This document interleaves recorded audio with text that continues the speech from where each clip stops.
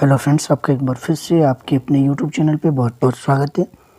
आज की वीडियो में हम कवर करेंगे आपका खिलजी वंश है और इससे पहले हमने आपका ऑलरेडी गुलाम वंश कर लिया है। तो खिलजी वंश का जो पहला प्रश्न है आपके पास, गुलाम वंश के बाद कौन सा वंश आया। तो गुलाम वंश के बाद कौन सा वंश आया था, तो यह आया था आपका खिलजी वंश।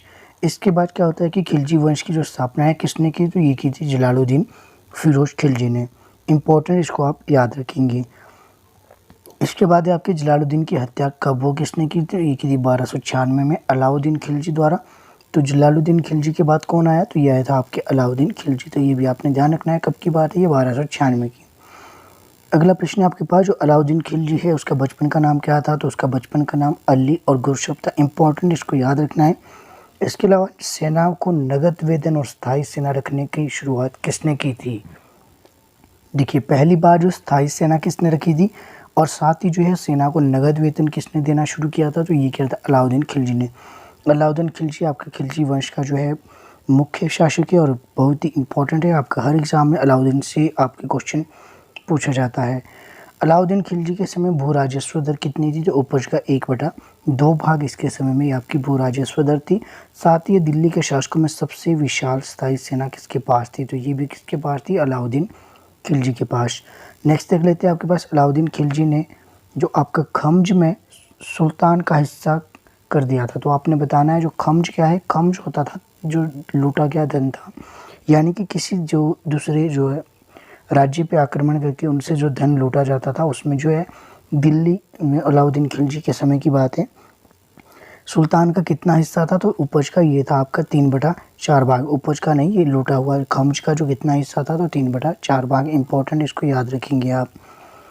इसके बाद आपके पास किस शासक ने बेईमानी रोकने के लिए व्यक्ति के शरीर में मांस का टुकड़ा काट लेने का आदेश दिया था, तो ये भी किसने दिया था, तो ये अलाउद्दीन खिलजी में।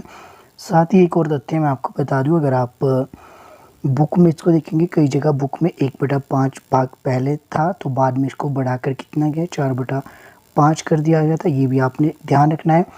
जो अपने राज्य का 4/5, इसको बाद में क्या है, बाद में इसको चेंज कर दिया था। लेकिन जो मैंने नोट्स बनाए थे तो कृषि बुक में मैंने पढ़ा था, तो उस समय कितना था, तो ये आपका खम्ज यानी लूटा हुआ धन का 3/4 वहाँ लिखा था। पर वैसे ही अगर आपको एग्ज़ाम में देखने को आपको 4/5 ही मिलेगा।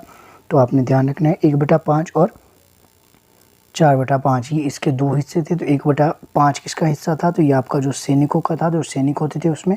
और 4/5 किसका था, तो ये आपका जो है राज्य का हिस्सा होता था। तो ये भी आप ध्यान रखेंगे। किस शासक ने बेईमानी रोकने के लिए व्यक्ति के शरीर से मांस का टुकड़ा काट लेने का आदेश, ये हमने कर लिया है, अलाउद्दीन खिलजी ने ऐसा कहा था। मूल्य प्रणाली को अलाउद्दीन ने दृढ़ता से लागू किया। तो आपने ध्यान रखना है कि अच्छा, ये मैंने पहले ऑलरेडी ही आपको बता दिया कि किस प्रणाली को अलाउद्दीन ने दृढ़ता से लागू किया था, तो ये किया था मूल्य नियंत्रण प्रणाली। तो ये आप ध्यान रखेंगे। नेक्स्ट है आपके पास, घोड़ा दागने एवं सैनिकों का हुलिया लिखने की प्रथा किसने शुरू की। तो घोड़ा दागने और सैनिकों का जो हुलिया लिखने की प्रथा किसने शुरू की थी, ये की थी अलाउद्दीन खिलजी ने। ये भी ध्यान रखना है। साथ ही दक्षिण भारत की विजय के लिए अलाउद्दीन खिलजी ने किसे भेजा था, तो मलिक काफूर को उसने भेजा था। साथ ही एक और इफेक्ट याद रखेंगे कि दक्षिण भारत को विजित करने वाला पहला शासक कौन था, तो ये भी था आपका अलाउद्दीन खिलजी। तो इम्पोर्टेंट, इसको याद रखेंगे आप।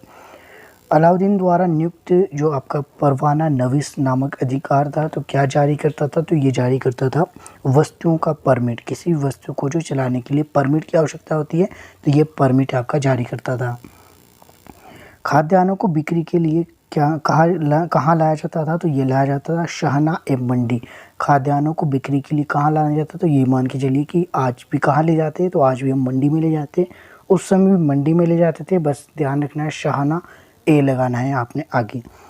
अलाउद्दीन द्वारा लगाए गए 2 नवीनतम कर कौन से थे, तो एक था चराई कर, जो कि आपके दुधारू पशुओं पर लगाया जाता था, और दूसरा था आपके गढ़ी कर, जो आपके घर और झोपड़ी पर लगाया जाता था। जिसका जगह जिस हिसाब से उस हिसाब से ये लगाया जाता था। प्रसिद्ध कवि अमीर खुसरो किसके दरबार में थे, तो अमीर खुसरो किसके दरबार से थे, तो ये आपके अलाउद्दीन खिलजी के दरबार से। साथ ही जो इनके और एक थे बलबन के भी ये सामंत थे, ये भी आपने ध्यान रखना है। इसके अलावा अमीर खुसरो को तूतिया हिंद या तोता ए हिंद के नाम से भी जाना जाता है, तो ये भी आपको पता होना चाहिए। अलाउद्दीन खिलजी ने स्वयं को किस उपाधि से विभूषित किया था, तो अलाउद्दीन खिलजी ने स्वयं को किस उपाधि से किया था, सिकंदर साहनी।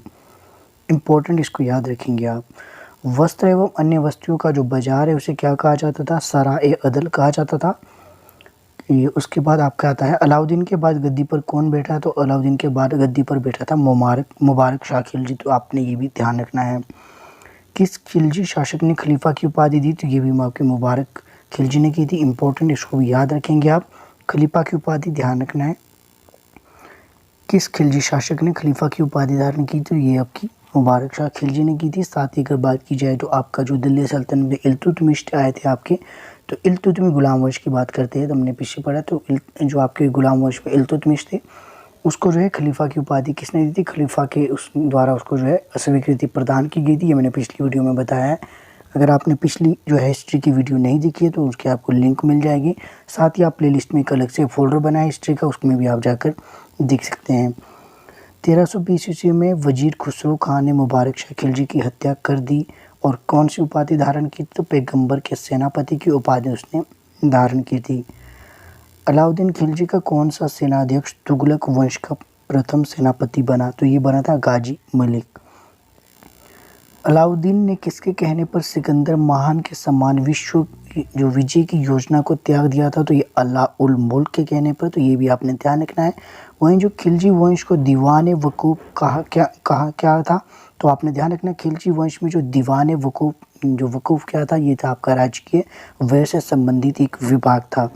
दीवान वकूफ की स्थापना किसने की थी? तो ये क्या हुई? जलालुद्दीन फिरोज खिलजी द्वारा। मैक्सिमम मंगोल शासक जो आक्रमण हुए थे वो किसके शासनकाल में हुए थे? तो ये भी आपकी इंपॉर्टेंट है। ये हुए थे आपके अलाउद्दीन के शासनकाल में। तो आज की वीडियो के लिए इतना ही। मेरे मुंह में छाले पड़े तो आप जो कुछ क्वेश्चन स्किप हो गए हैं, कुछ मैं एक्स्ट्रा फैक्ट आपको नहीं बता पा रहा, शायद 1-2 दिन तक मैं वीडियो भी ना डाल पाऊँ, तो उसके लिए आपसे मैं क्षमा चाहता हूँ। बाकी मेरे साथ बने रहे, आपके लिए इस तरह की जो है कंटेंट मैं आपके लिए लाता रहूँगा।